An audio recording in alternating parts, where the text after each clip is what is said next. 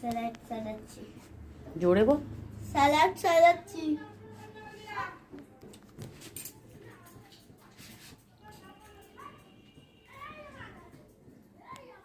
ফুলটা আমি দারুণ করবো। কেন বলতো ফুল এদিকে নিয়ে আয়, এদিকে ঘুরে পড়। দেখো এই ফুলটা এখন আমি সাজিয়ে নিচ্ছি।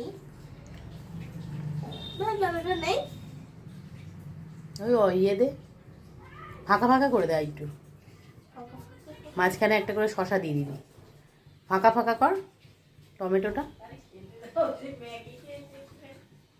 ও বললো আমি স্যালাড সাজাবো, শসা টমেটোগুলো একটু ফাঁকা করে মাঝখানে,